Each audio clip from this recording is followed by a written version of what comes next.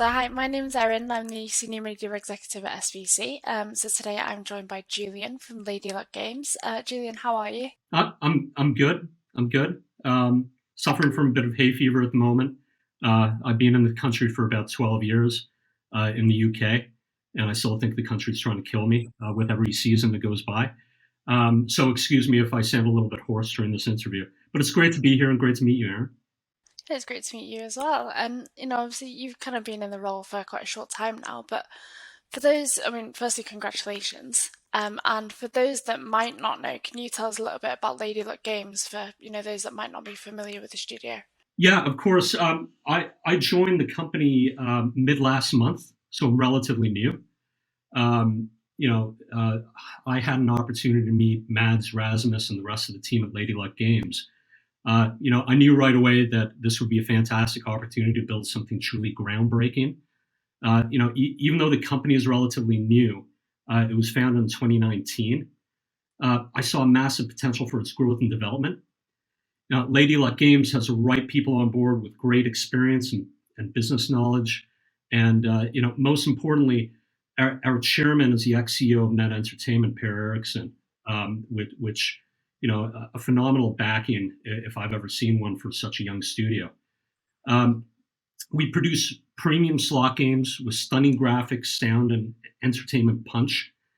And we recently acquired Spigo last year, and since then our portfolio grew to include a host of casual casino games that were quite successful in the industry under Spigo. So the spectrum here is quite broad and impressive for us.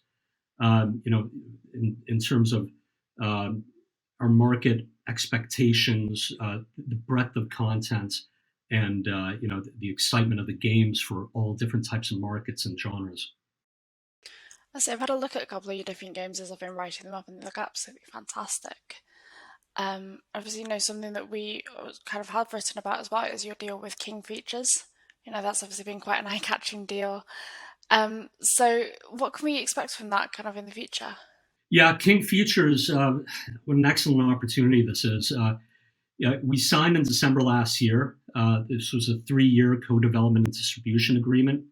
Um, Such collaboration is extremely beneficial for a company like ours. Development and design teams internally started to work with them on 3 new games. This is Popeye, Beetle Bailey, and Flash Gordon. These are some of the world's most popular comic and cartoon characters. Uh, and we're making sure the games meet everyone's expectations, rightly so.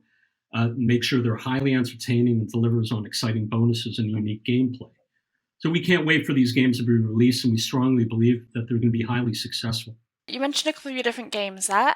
What's the next game to come off the production line? And ICE is coming up in the next couple of weeks as well. It's been delayed, it's been pushed back. So what are you going to be talking to your operators about next month? Since I arrived, we had already released Madame Clues, which was a highly successful game in the market, which is a single symbol game.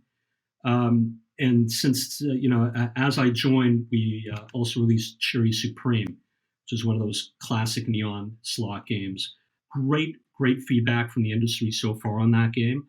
Um, so it's just one of those things. How do you improve on that? So we've recently come up with an Aztec themed slot called Treasures of Tizok, which we've been building up, some market exposure and seeing what our partners think of that particular game. Like all our games, the game has fantastic graphics, sound effects, and is packed with outstanding features to bring entertainment value to the next level in that regard. And for the first time, it's not only got our existing feature sets such as bonus games, respins, wilds, gargoyles features, special symbols, sticky winds, shifting reels. We've managed to implement a buy feature for the very first time, which is something internally that we've been gunning for because we know VIP players love this the most, and we wanted to make sure that it was in one of our top new games. So we're here to prove that with the right approach, modern slots can entertain players long term, and we're hoping for the best on this one. I mean, I don't know how you keep track of so many features. There were so many there. I know, right? It it's going to be an exciting game. It's just one that everybody has really rallied behind. It sounds amazing from what I've heard. Another thing that I have heard is that players might be able to expect some new kind of exciting gamification features. So can you give us any further insight or a little sneak peek into some of those? As a company, we believe that using gamification is a powerful retention tool. A modern approach requires innovative solutions, and providing gamification tools such as tournaments, drops, and challenges, they're beneficial for both players and casino operators. So such tools boost games performance by increasing the number of unique active players, game rounds, as well as size of the bets. Those tools are fully customizable, and it's up to the operator to decide the prize pool games and their duration. So as we are implementing these new gamification features, I must say that we already had them.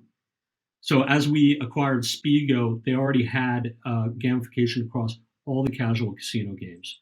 So right now we're implementing them on all of our premium slots as well. Lady Luck titles are already live in 12 regulated markets already. Are there any plans in the pipeline for further international expansion? That's a great question. I want to keep my cards close to my chest, obviously. I don't want the whole world knowing about what our expansion plans are. But I will tell you that, joining Lady Luck Games is such a young company. It was really, really impressive to see how many markets that they were already expanding into. 12 regulated markets in Europe, and the partners that they were signing on was quite impressive, for their size. We are excited, obviously, myself included, to see how Germany, the Netherlands, and Greece go. I mean, as recent news has shown, there's a lot of excitement around those markets, but it's yet to see how they evolve. We're already in the Netherlands with a number of customers, so we're reaping the benefits already. As from across the pond, Canada and the US is quite close to my heart. I was born in Canada myself, but I've been quite active in both those markets for a number of years. We do want to see what's happening with the casino market. Sports betting has been prevalent across a number of states. Every time you wrap your head around 5 states, another 5 are opening. But casinos being a little bit slower to the finish line. Looking at New Jersey, Michigan, and Pennsylvania, they're really exciting markets. But Ontario in Canada, one of the very few markets in Canada that is obviously opening up to non-provincial lotteries. Really excited to see what's going to happen down there. But yeah, I guess that would be enough said from my point of view. Please keep us updated on any plans anyway. I'm sure you'll hear from us.